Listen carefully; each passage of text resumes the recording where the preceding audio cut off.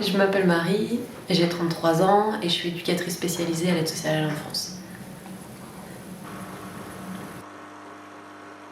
J'ai choisi un métier humain pour être au contact des autres. Et j'aime bien aussi vivre des choses fortes, profondes. Et je trouve que voilà, dans des métiers humains, c'est là aussi où il y a des très belles rencontres, il y a vraiment des belles choses à vivre. À partir du moment où on a une décision du juge pour enfants, concrètement, on va chercher un enfant dans sa famille. On le conduit sur son lieu de placement. À partir de là, on commence à dessiner pour lui un projet, c'est-à-dire tout de suite essayer de comprendre ce qui a été compliqué dans sa famille et ce sur quoi nous on va travailler. Donc aider les parents sur vraiment leurs difficultés éducatives ou reparler des violences, des maltraitances, comment ça a pu arriver. Pour l'enfant, en général, c'est quand même des enfants qui arrivent, on va dire, un petit peu abîmés, qui n'ont pas des parcours faciles. Donc ça va être de voir quels sont leurs retards, qu'est-ce qu'on peut leur proposer pour essayer de remédier aux difficultés qu'ils ont. J'étais convaincue qu'on pouvait vraiment changer les choses, aider les enfants, être avec eux. J'avais aussi l'illusion qu'avec les familles, on pourrait plus avancer que finalement ce que je vis.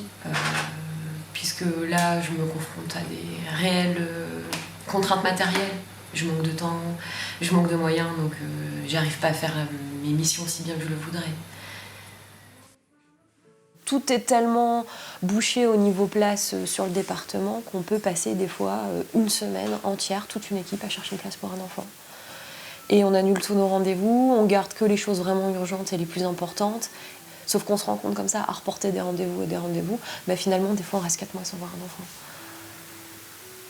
On parle beaucoup des problèmes en Afrique, de l'enfance de manière globale dans le monde, et à juste titre, les droits de l'enfant ne sont pas du tout respectés.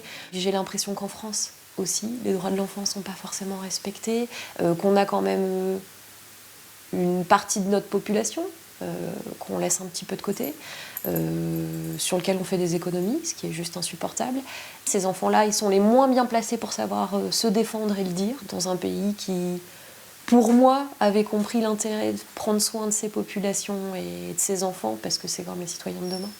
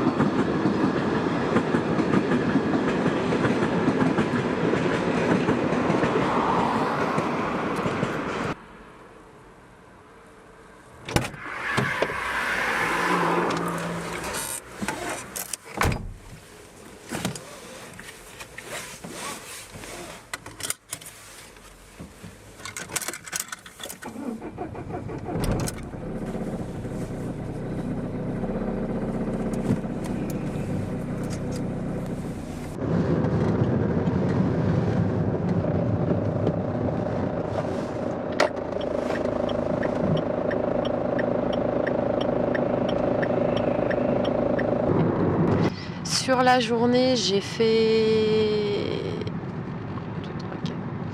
7 visites médiatisées. Ce qui était relativement frustrant, c'est que ce soit à 13h30 ou à 16h30, j'en ai fait 2 en même temps.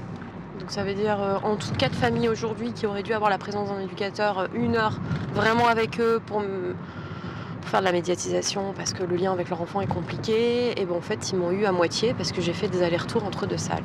Ce qui est typiquement, qui peut montrer un manque d'effectifs dans notre équipe.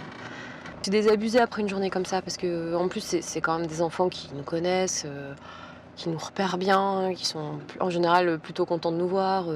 Là, pour le coup, aujourd'hui, c'était des visites avec des parents qui avaient envie de travailler avec nous, qui étaient plutôt partants, ce qui n'est pas toujours le cas. Mais moi, aujourd'hui, les visites que j'ai faites, c'est quand même des parents qui sont dans l'attente qu'on avance par rapport à leur situation. Et t'as juste l'impression d'être maltraitant quand tu sors de la salle en me disant voilà, je reviens dans un quart d'heure, et puis tu fais plein d'allers-retours, finalement t'es là sans être là, c'est hyper frustrant. On n'est pas sur la gestion de dossier comme on voudrait nous le faire croire. la même façon, hein. Moi, je vois la différence. Entre le moment où j'ai commencé à travailler, où on m'a vraiment demandé de travailler avec les enfants, de travailler leur histoire, où on a pu avoir des entretiens profonds avec certains mineurs, où on était vraiment sur des choses assez... du travail de fond, je sais pas comment le dire autrement. Aujourd'hui, ce qu'on te demande, c'est d'être un coordinateur de projet, d'être dans ton bureau, de faire en sorte que des associations gèrent le maximum de choses. De la même façon pour les enfants, de déléguer au maximum tout ce que tu peux déléguer, et tu deviens une espèce de coordinateur de projet administratif, et c'est pas du tout ce que j'ai envie de devenir. Moi, si j'ai fait un boulot d'éducateur, c'est pour être proche des gens, c'est pas pour être dans mon bureau à passer des appels et à voir qui peut faire mon boulot à ma place. Enfin, ça m'intéresse pas. On a subi les choses, mais d'une manière insupportable cet été, où je pense que mon équipe au complet aurait pu se mettre en arrêt tellement on était mal. Mais mal parce que, par exemple, quand tous les jours tu vas chercher le même enfant pour le changer, parce qu'ils avaient des places de dépannage pour une nuitée, parce qu'il manquait des places. Ils étaient dans des couloirs ou dans des familles d'accueil qui rajoutaient un matelas dans une chambre. Enfin, ça a été vraiment du grand n'importe quoi tout l'été. Toi, t'as l'impression de contribuer à ça, en fait. Quand tu dois aller avec le même enfant de jour en jour, le changer de lieu de placement, t'as juste l'impression de le maltraiter. Bon, on a quand même signé un contrat avec des valeurs, avec des envies, pas pour faire ce qu'on fait. Ça, c'est ce qui voudrait nous faire faire, mais nous, on peut pas être d'accord. Et quand on entend qu'il faut travailler en mode dégradé, qu'il faut choisir tes priorités, on peut pas être d'accord avec ça. Chaque référent de notre service a 40 enfants à suivre, il faut qu'ils soient correctement suivis. Nous, on peut pas faire le tri, on peut pas se dire « Ah bah tiens, celui-là, il a plus besoin, donc je vais plus le voir qu'un autre ». Ça, c'est pas possible. Sur Tourcoing-Mauveaux, on a notre secrétaire qui s'occupe de l'accueil et qui est vraiment une perle rare, à qui Monsieur Le Serre avait promis qu'elle serait déprécarisée et qu'elle aurait un poste. Et puis au final, elle a reçu une lettre comme quoi son contrat s'arrêtait. Et ça a été le déclencheur, je pense, vraiment la goutte d'eau qui fait déborder le vase. Donc on a démarré à 60 et en fait on a été surpris par l'ampleur que ça a pris, mais en 3-4 jours. C'est-à-dire que tous les collègues de Roubaix-Tourcoing qui ont su qu'on faisait grève, ils se sont dit mais finalement nous, on n'a pas des meilleures conditions, pour nous c'est insupportable aussi.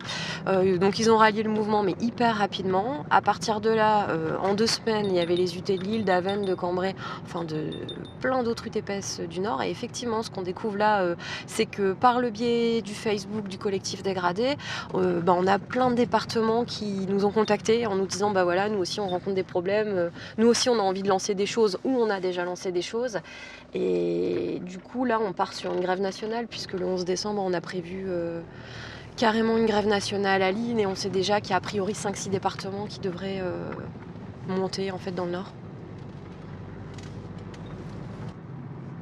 T'as honte de faire ce boulot-là et de le faire comme tu le fais quand c'est dans ces conditions-là qu'on te demande de le faire. Donc là, on a enfin l'impression d'avoir repris quelque chose en main. Et moi, tu vois, j'ai une jeune de 17 ans là pour qui je cherche désespérément une place, donc qui est chez sa mère et ça se passe pas super bien. N'empêche qu'au moins, je peux lui dire, bah ouais, je le sais, je sais que c'est compliqué pour toi, mais regarde, je fais une grève, je fais un mouvement pour toi et si je me bats, c'est pour toi et pour tous les autres. T'es pas obligé de la laisser comme ça sans lui apporter de réponse. Au moins on peut lui dire ça, qu'on se bat pour elle. Alors on va pas dire que ça enlève la maltraitance qu'elle vit au domicile, on va pas dire que ça sauve tout, mais moi au moins j'ai l'impression d'avoir repris et en main mon destin et celui des enfants que j'accompagne. Alors après, à notre département de faire ce qu'il y a à faire. Le minimum, ce serait qu'on ait 700 places qui rouvrent. Ça, ce serait le minimum, parce que je pense que même avec 700 places, ça ne réglera pas l'ampleur du problème. Et je pense qu'à un moment donné, il faut mettre l'accent sur la prévention, il faut mettre l'accent sur la protection de l'enfance, parce que c'est les citoyens de demain, et que là, on est juste en train de sacrifier une génération complète. Et que ça va coûter 3 fois plus cher à la société, parce que c'est des jeunes aujourd'hui qui vont mal, qui se désinsèrent socialement, donc c'est des jeunes qui risquent derrière soit de faire des actes de délinquance, ou alors qu'on va retrouver au RSA pendant des années, alors qu'au départ, il n'y a pas de déterminisme. Ils auraient pu tout à fait s'en sortir.